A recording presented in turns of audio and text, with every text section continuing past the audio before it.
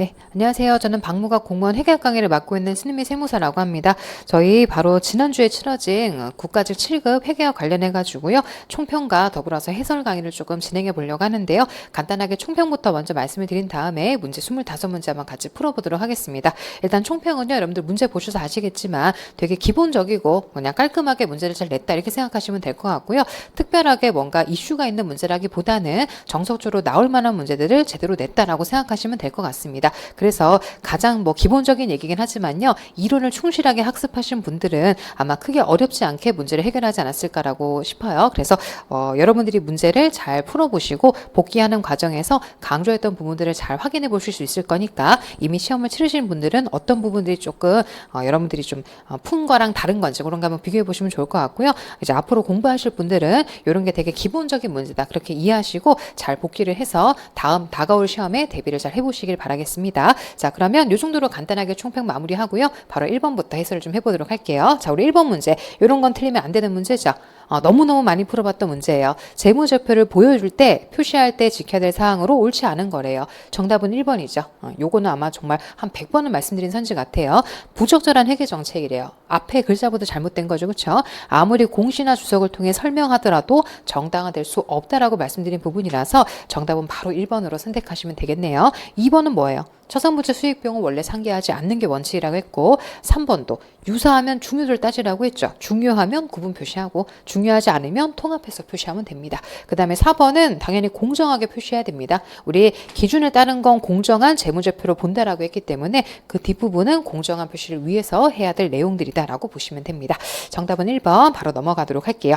자, 2번 문제도요. 요것도 자기주식 관련해서 회계 처리 자체를 물어보긴 했는데 자기주식은 자본거래죠.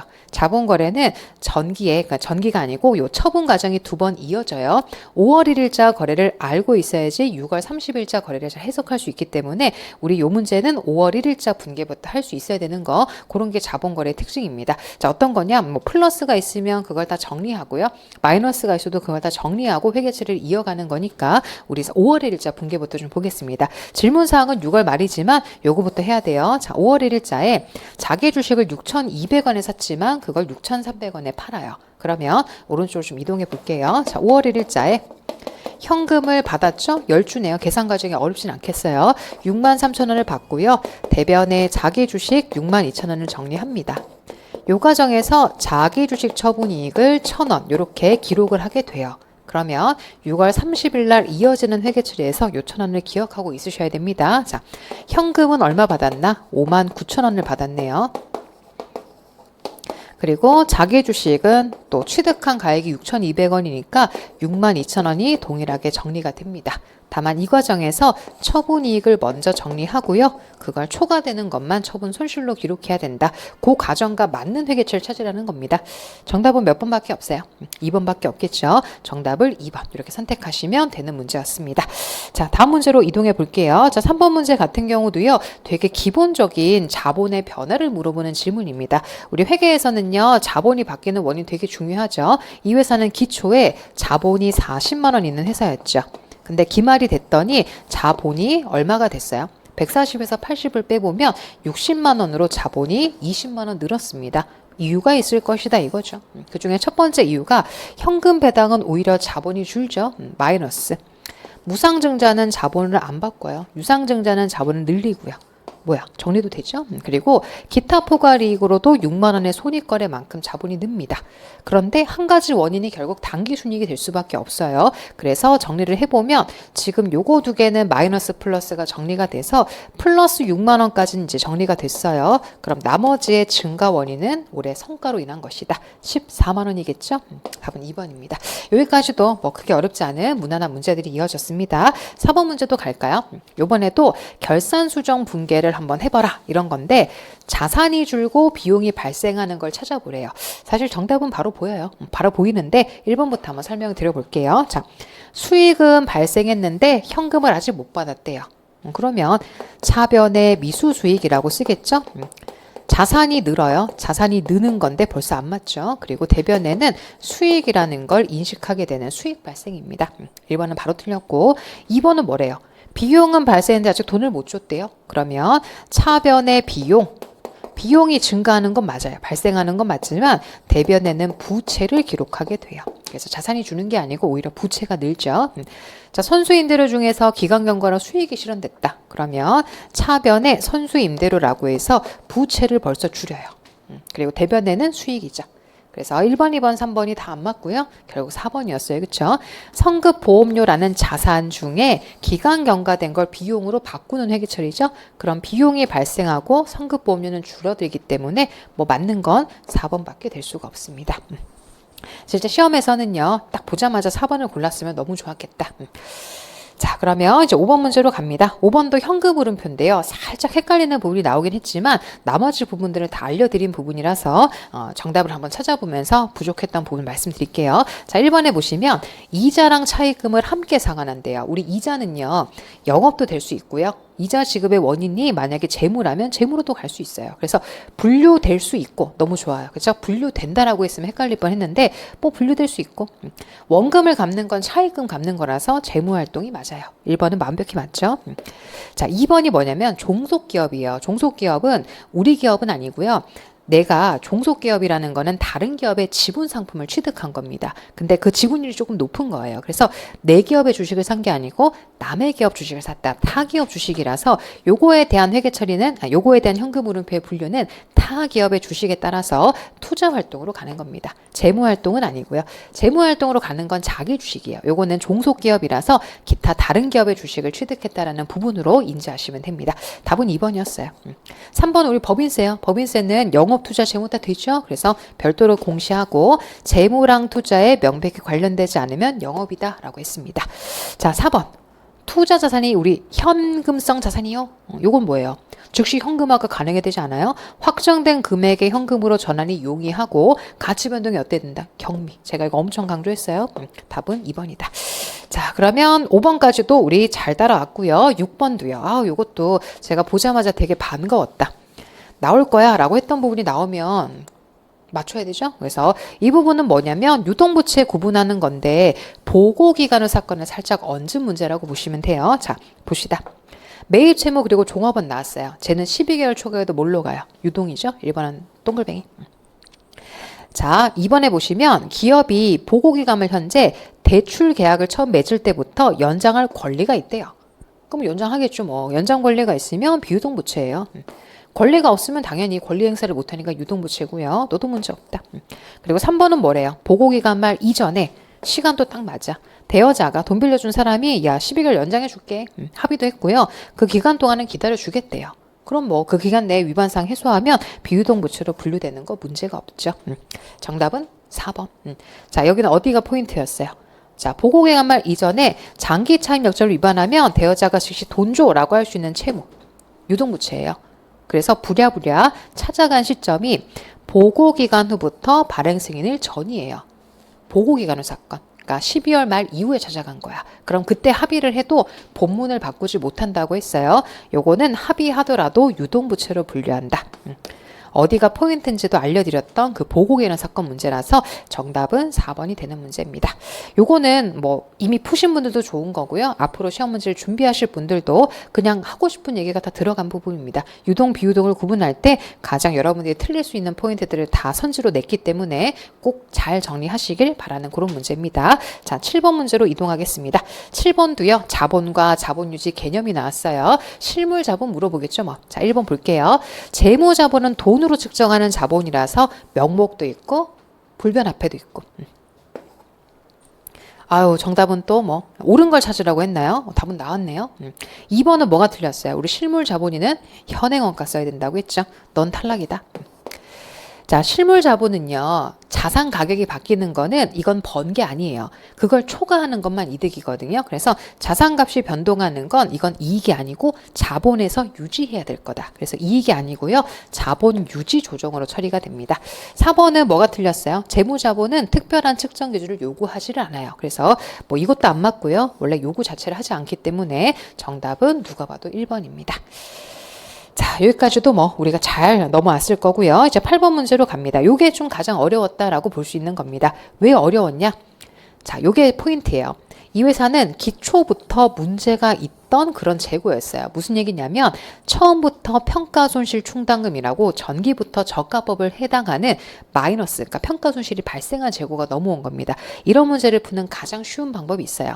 어차피 충당금을 재고랑 정리하는 것도 상계로 보지 않기 때문에 저희는 애지간하면 충당금을 쓰지 않는 방법으로 제가 시험을 대비하시라고 알려드렸거든요. 그래서 10,000원 있고 50,000원 있으면 이걸 두 개를 굳이 각각 생각해서 어렵게 생각하지 마시고 결국에는 40,000원이 저가 재고란 얘기입니다.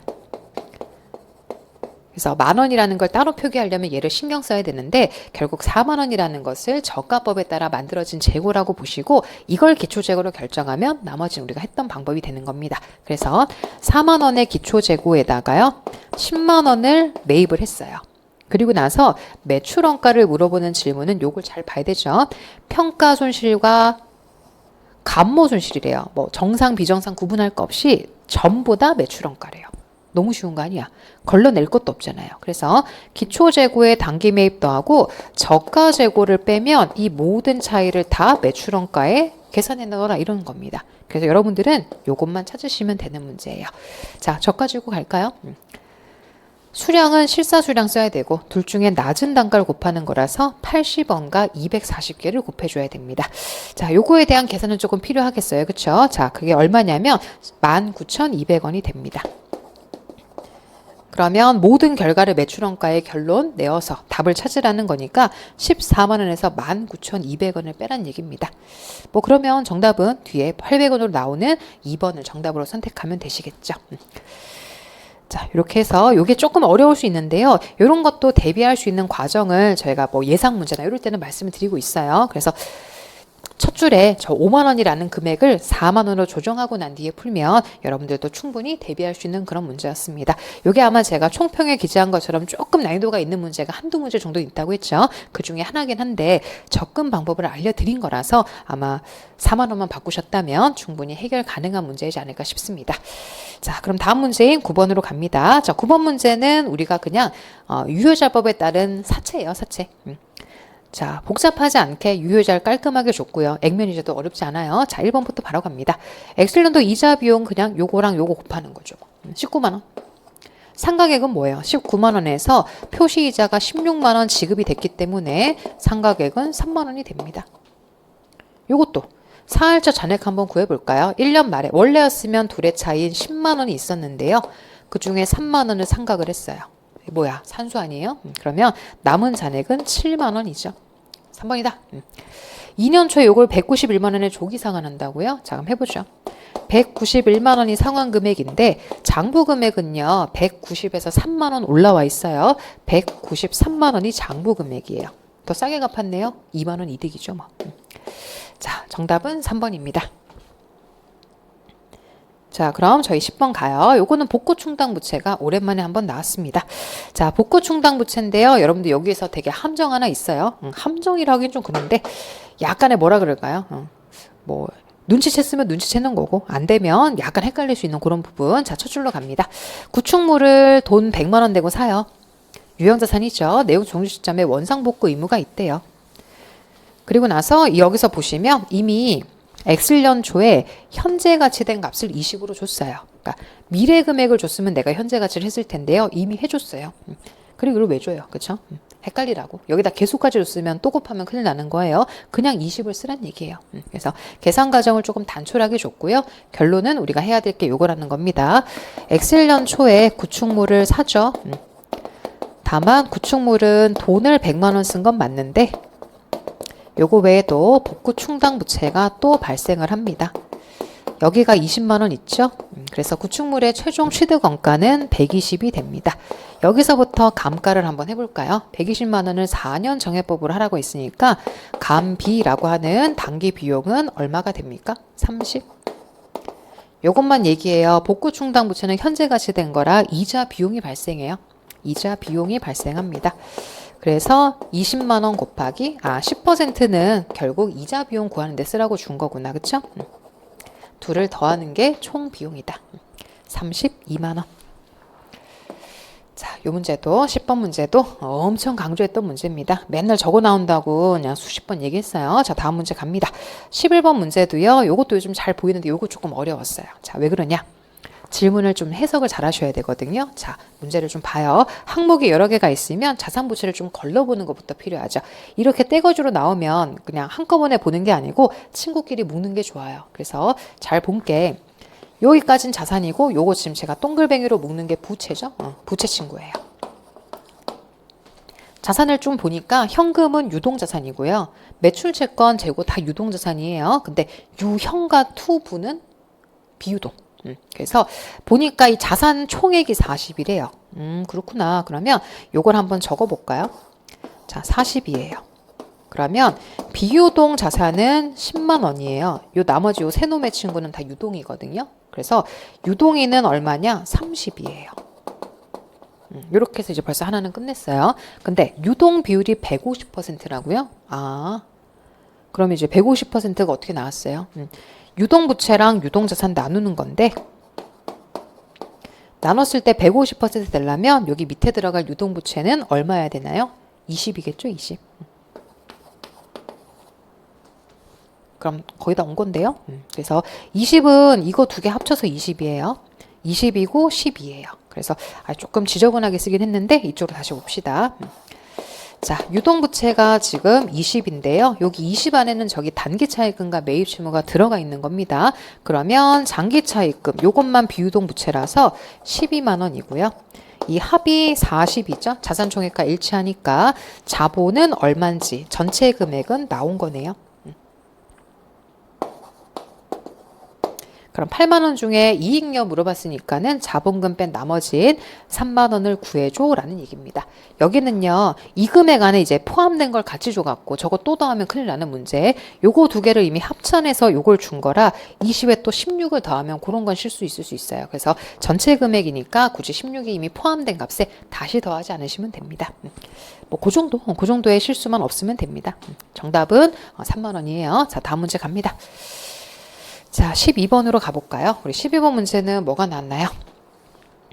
자, 12번은 자산 손상이에요. 자산 손상인데, 아이고, 1번은 너무나 많이 얘기했던 거. 내용일수가 비한정이면요, 손상검사 해야 돼요. 올해 가기 전에. 그리고 매년 해야 돼요. 뭔 소리야? 뒤에 검사를 왜 안 해요? 그쵸? 오히려 매년 해야 되는데. 이런 거 틀리면 엄청 서운한 문제다. 그쵸? 1번이 정답이고요. 2번은, 이런 거는 오히려 헷갈리죠. 재평가 모형은 재잉이 있으면 다 털고 내려가요. 재잉 다 줄이고, 그 다음에 단기 손실 나와요. 맞고요. 자, 손상이 인식됐어요. 그러면 수정된 장부 금액 가지고 전진하란 얘기예요, 전진. 그 다음에 영업권은 환입 안 하죠? 됐네요. 정답은 1번인데, 에이, 뭐야. 손상검사를 오히려 매년 해야 되는 거지, 뭐. 자, 13번 갑니다. 13번도요, 수익기준서인데요. 뭐, 무난하게 나왔습니다. 무난하게 나왔고, 반드시 맞춰야 돼요. 1번은 뭐냐면, 계약을 하긴 했는데요. 아무것도 안 하고 그냥 종료할 수 있대요. 그럼 처음부터 계약을 안 한 거지, 뭐. 2번, 하나의 계약은 여러 약속을 포함할 수 있어요. 계약서에 약속 여러 개 쓸 수 있다는 얘기예요. 구별이 된대요. 그럼 갈라야지, 뭐. 약속은 각각의 수행 의무로 별도로 처리하는 거 맞고요. 일반적으로 할 일은 다 써요. 분명히 씁니다. 그러나 고객과의 계약에서 식별되는 수행 의무는 꼭 서면에 국한하지 않고요. 구두나 관행으로 성립될 수도 있으니까 거기에만 한정되지 않을 수는 있다. 답은 4번이죠. 돈 받아야 되거든요. 군 구조도 얼마 받니? 맞아. 근데 남 대신 받은 건 안 돼요. 부가세를 왜 네 매출로 잡아요. 제외.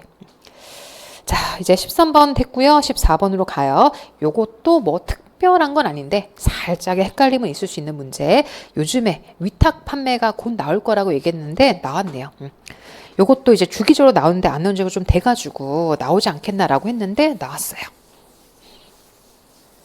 자, 위탁 판매인데 조금 그래도 질문 자체가 좀 생소하고 나름의 또 의미가 있는 문제니까 해석을 해봅시다. 자, 위탁자가 한국이고요. 수탁자는 대안이에요. 그러면 위탁자인 한국이가요. 물건을 보내겠죠. 그러면서 수수료를 주기로 했어요. 매출액의 10%를 줄게. 그리고 수탁자가 판매 운임 낸 것도 위탁자가 부담할게. 그러니까 이건 뭐냐면 그러니까 배송을 해줘야 되잖아. 수탁자가요. 그것도 운임도 내가 다 낼게. 그러니까 너는 팔아만 줘. 수수료 줄 테니까.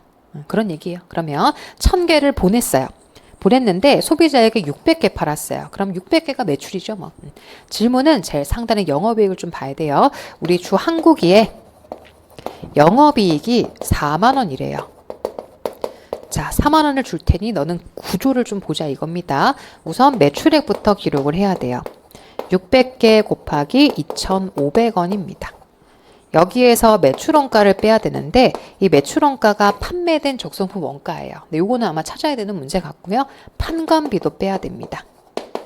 영업이익은 이걸 다 빼서 나온 게 4만 원입니다. 판매관리비는 나와 있어요. 자, 우림도 위탁자가 내기로 했고요. 수수료도 부담하기로 했죠. 그래서 5만 원의 판매 우림과 더불어서 수수료는 저 10%거든요. 요거 600개 곱하기 2,500원의 10%가 판매 관리비로 또 판매 그 위탁 수수료로 발생하게 됩니다. 자, 그 금액은 얼마가 되느냐? 계산해 보시면은 15만 원이 위탁 그 판매에 따른 수수료예요. 15만 원. 자, 그럼 결국 여기가 얼마인지 나오죠.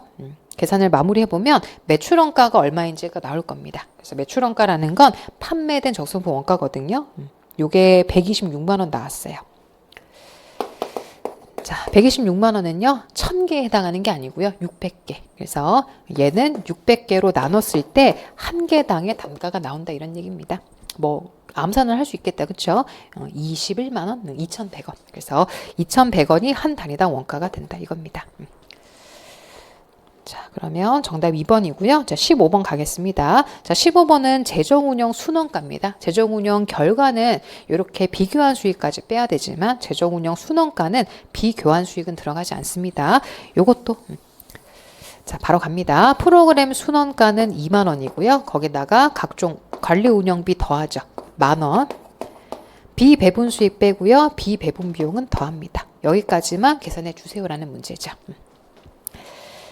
자, 그러면 16번으로 가겠습니다. 자, 16번 문제에서는 요것도 제가 나와라고 했던 그놈의 시제품이 한번 나왔어요. 자, 요 문제도요, 뭐, 손상의 환입 문제이기 때문에 뒷부분은 괜찮아요. 근데 취득 원가를 잘 봐야 되는 문제. 자, 가봅시다.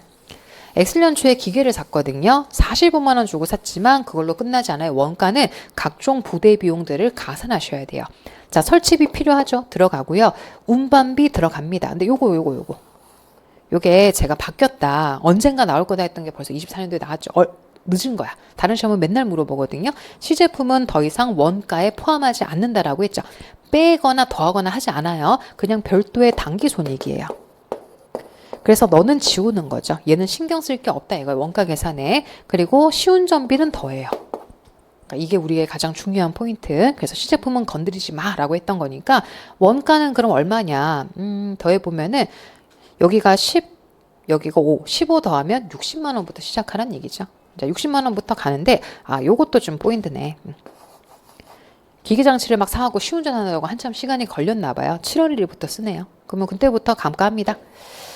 자, 엑셀년 7월 1일부터 시작하는구나. 60만 원짜리 들고 감가를 해보자. 뭐 이런 얘기입니다. 엑셀년도 말에 바로 손상이 있었어요. 뭐 이런 걸 사갖고 그쵸? 그럼 1년 말에 바로 떨어지고 2년 말에 올라오시나 봐. 물어보는 건 2년 말 또 빽하는 금액이 얼마냐는 거죠. 1년 말부터 가요. 이게 원가 모형이라 갖고 제가 한도 체크를 해놓고 시작할 겁니다. 자, 1년 말에는 60만 원 같고요. 저희가 4년 하면 이게 얼마가 돼요? 요거의 반만 들어가야 되거든요. 그래서 계산을 해볼게요. 여기 하단에 좀 계산된 값을 좀 보겠습니다. 자, 감가상각일 저희가 매년 얼마씩 해야 되냐? 그럼 여기가 이제 52만 5천 원이 되고요. 그래서 원래는 계속 내려가면 여기까지가 얼마가 되느냐. 2년 말에도 똑같이 만약에 감가상각을 했으면 한도 금액이 여기가 37만 5천 원이 됐을 겁니다. 그냥 여기 4분의 1 한 거예요. 이렇게 해서 쭉 내려가면 요 금액이 됐을 것이다. 그런데 1년 말에 바로 손상이 있었어요. 바로 42만 원까지 내려가야 됩니다.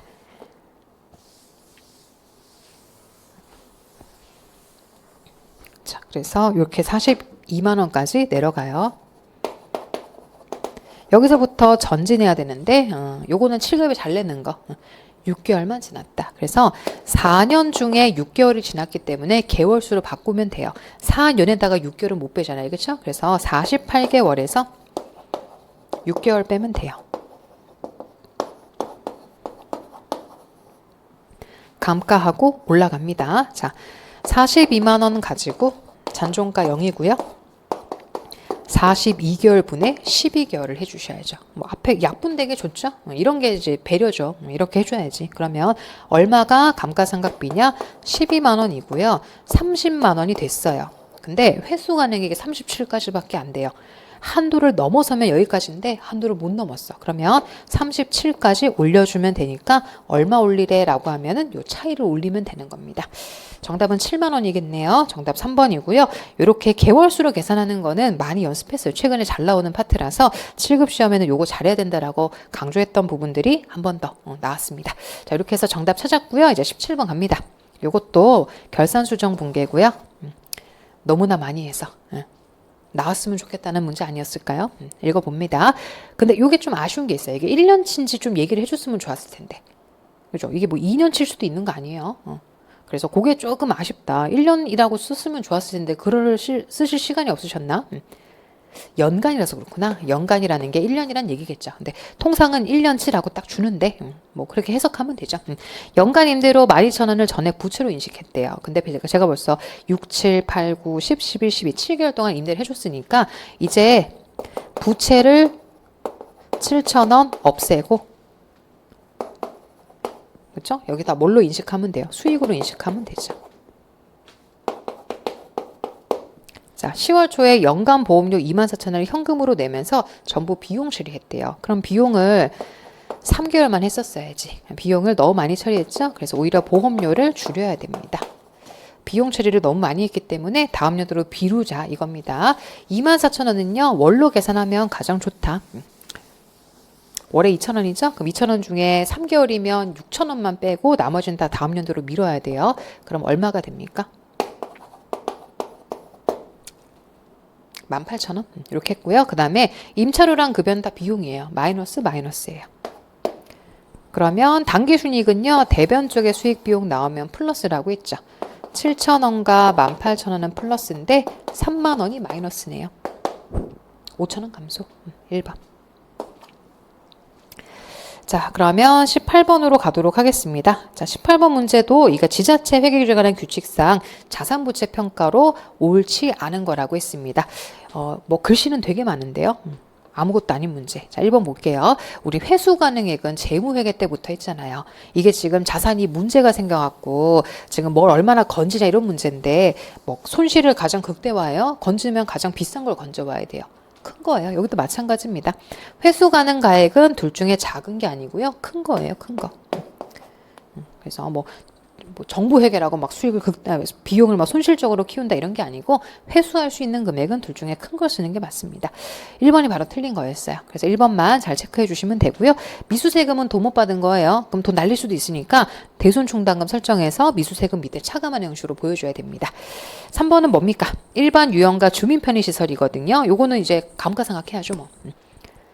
네, 정해법 맞아요. 그리고 사용수익권을 줬으면 차감하는 형식으로 보여주는 것도 맞고, 지방세 증권이 뭐예요? 회사채랑 마찬가지로 채권 발행했다는 얘기예요. 그러면 사할차 또는 할증 발행 이런 게 있죠. 그러면 유지할법으로 상각하는 겁니다.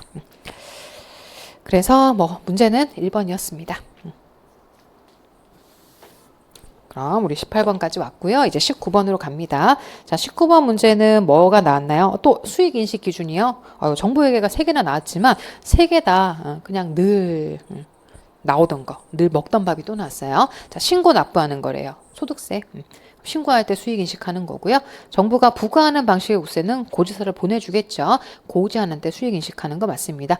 원천징수는 신고와 납부를 동시에 해요. 그럼 4번이 틀렸죠? 분납은 이미 세액이 정해진 거예요. 정해진 거를 다 수익으로 인식하는 거지 납부된 것만큼 인식하는 게 아닙니다. 자, 그럼 이제 20번 갑니다. 자, 20번은 재평가 모형이래요. 무형자산 나왔지만 뭐 무형이나 유형이나 뭐. 자, 재평가 모형 갑니다. 저는 어떻게 풀자라고 했죠? 분개 없이 그냥 재평가를 바로 갑니다. 엑셀런더 말에 이 무형이는요. 취득원가 선인데요. 감가해야 돼요. 상각 누계액이라고 하는데 감누라고 써도 돼요. 10년이면 100만 원을 감가상각합니다. 900만 원짜리가요. 720으로 내려가요. 그럼 마이너스 180이라고 재평가 손실을 기록했을 거예요. 첫 해인가 봤더니 두 번째 연도야. 그럼 두 번째 또 가죠 뭐. 720만 원 가지고 전진합니다. 내용연수 9년. 80만 원 상각을 했어요. 그러면 장부 금액이 얼마가 되느냐? 요게 640만 원이겠네요. 그런데 또 떨어졌어. 올라올 줄 알았더니 또 떨어졌네요. 그러면 또 마이너스 40의 재평가 손실이 나옵니다. 결국에는 80과 40을 더해줘. 감소죠, 감소. 자, 그러면 20번도 됐어요. 저 이제 21번으로 가요. 요것도 조금 그래도 난이도가 있다라고 볼 수 있는 문제입니다. 자, 문제가 조금 커 보이지만 유의하실 포인트가 있어요. 바로 보시면 판매량이 모두 같다라는 거예요. 이걸 해석하는 게 요지였는데 우리 변동원가 계산은 판매량에만 영향을 받기 때문에 판매량이 똑같죠? 그럼 영업이익이 똑같아요. 이 문제는 그걸 알아야 되는데 자, 물어본 건 3년도지만요. X3년도 전부원가 영업이익은 이렇게 계산하면 되죠. X3년도 변동원가 영업이익에서 차이 조정을 하면 됩니다. 그러면 변동원가 영업이익을 어떻게 구하냐? 1년도 거에서 구할 수 있어요. 한번 해볼게요. 자, 4만 개로 판매량이 모두 같다라는 걸 눈치챘으면 참 좋았을 뻔했다. 자, 그럼 해봅시다. 자, 이걸 해보려면 좀 사전 작업이 필요해요. 왜냐면 생산량이 모두 달라가지고요. 단위당 고정 제조간접 원가를 구해놓고 하는 게 조금 편하실 수 있어요. 자, 첫 해는 6만 개를 생산했죠. 30만 원이 고정 OH라서 나눠보시면 단위당 5원입니다. 쟤는 30만 원을 3만 개로 나누면 10이고요. 30만 원을 5만 개로 나눠보시면 6원입니다.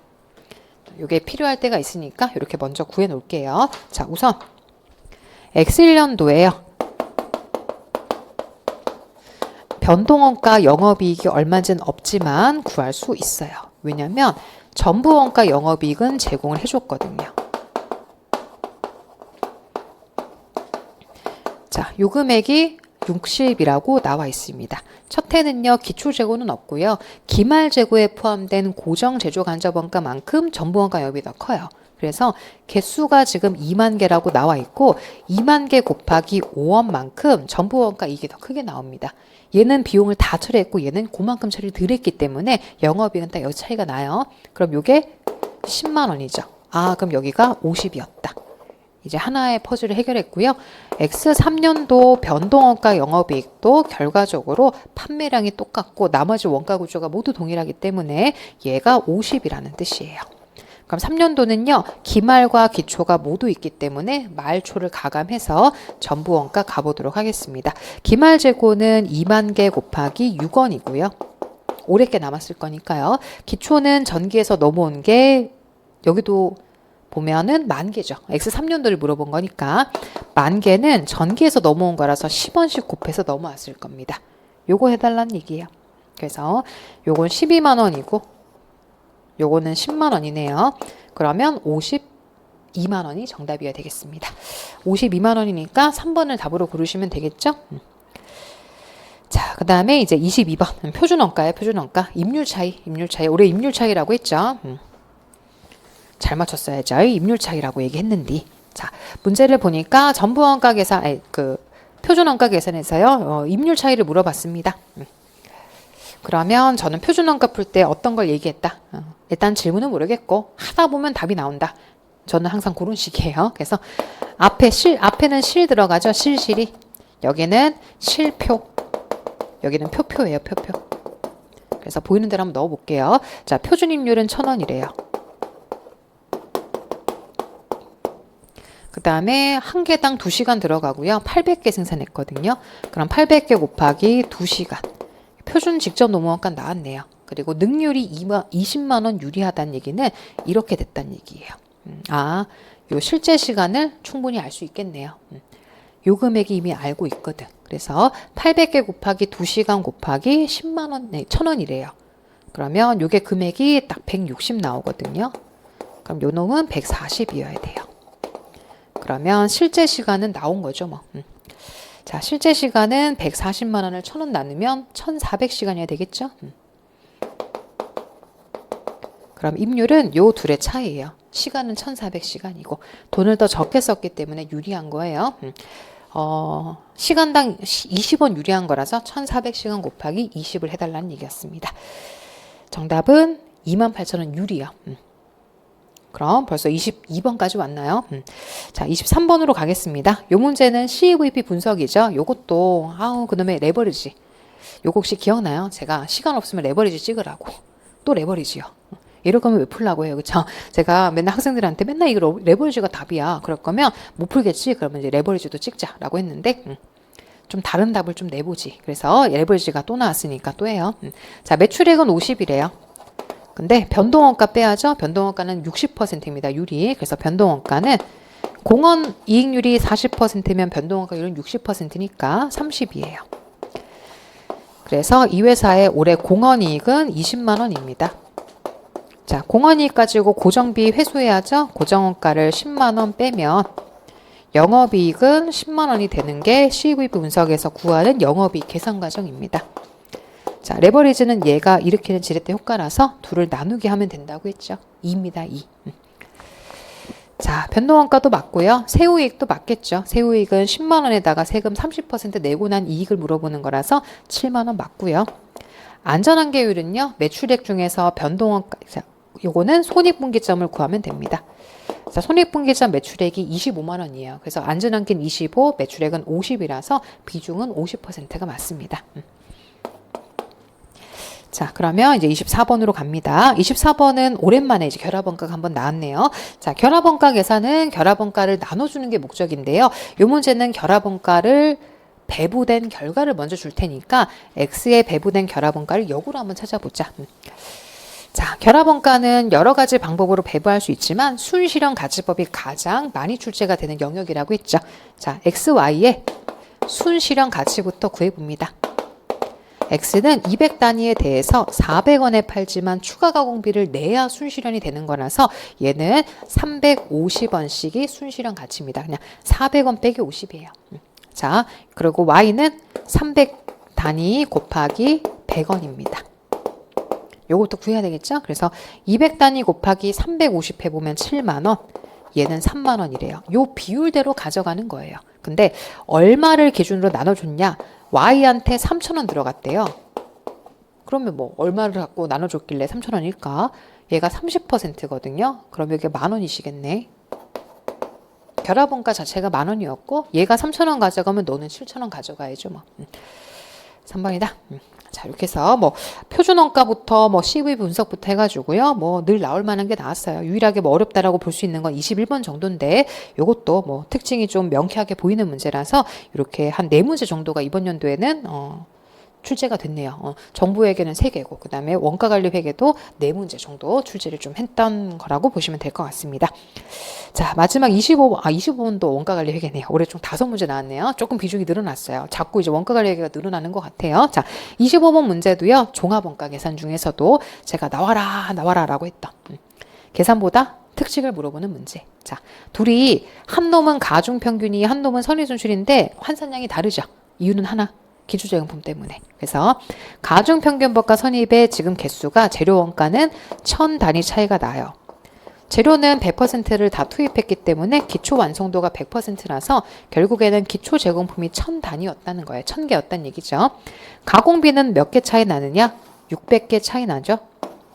600개는요. 요 1000단위 곱하기 기초 완성도. 가공원가는 기존에 60%가 완성이 됐었던 거예요. 그래서 요거를 고려했냐 안 했냐에 따라서 환산량 차이가 나는 거라 결국에는 뭐 기초의 60%였습니다. 답은 4번으로 해서 환산량 차이를 또 이렇게 풀어내는 문제를 출제를 했습니다. 자, 이렇게 하면 총 25문제를 풀었는데요. 제가 문제를 풀면서도 얘기 드렸죠. 정말 자주 물어봤던 것들이고 확실하게 알아야 되는 개념 문제를 냈기 때문에 뭐 7급 시험은 한정하지 않고요. 우리 앞으로 이제 24년 9급, 25년 9급 준비하시는 분들도 꼭 좀 잘 풀어주셔서 뜻을 완벽하게 해석하고 갔으면 좋겠습니다. 자, 이렇게 해서 저희 24년도 국가제 7급 문제 한번 풀어봤고요. 혹시 푸는 과정 중에서 의문사항이 생기는 거 있으시면 항상 질문 주시면 될 것 같습니다. 이렇게 해서 우리 7급 회계학 해설을 마무리하도록 하겠습니다. 감사합니다.